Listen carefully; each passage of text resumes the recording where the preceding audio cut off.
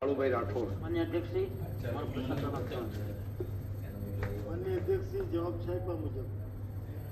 માન્ય અધ્યક્ષશ્રી, હું આપના મારફત જાણવા માગું છું કે બાર દૂધાળા પશુ ડેરી ફાર્મ સ્થાપનાની સહાયની યોજના વર્ષ 2023-24 ગીર સોમનાથ જિલ્લા તાલુકાવાર કુલ કેટલી અરજીઓ મંજૂર કરવામાં આવી અને કુલ કેટલી સહાય ચૂકવવામાં આવી?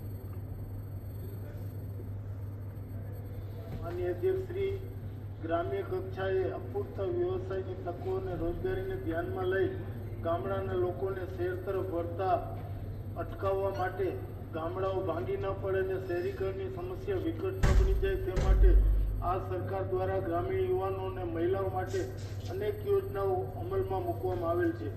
વર્ષોથી ખેતી અને પશુપાલન એકબીજાના પૂરક વ્યવસાય તરીકે થતા આવ્યા છે. પહેલા ખેડૂતો ખેતીના વ્યવસાય સાથે તેના પરિવારના સભ્યો માટે દૂધની જરૂરિયાત પૂરતા 1 થી 2 પશુઓ રાખતા, પરંતુ સમય જતાં દૂધની વધતી જતી માંગ અને એના વેચાણ દ્વારા મળતા આર્થિક લાભના કારણે પશુપાલન એક સ્વતંત્ર અને મહત્વપૂર્ણ વ્યવસાય તરીકે ઉભરી આવ્યો છે. માન્ય અધ્યક્ષશ્રી, રાજ્ય સરકાર દ્વારા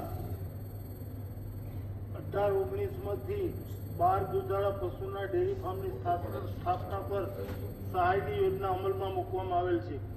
માનનીય મુખ્યમંત્રી શ્રી ભૂપેન્દ્રભાઈ પટેલના નેતૃત્વમાં અમારી સરકાર દ્વારા આ યોજનાને અવિરત પ્રોત્સાહન આપવામાં આવી રહ્યું છે.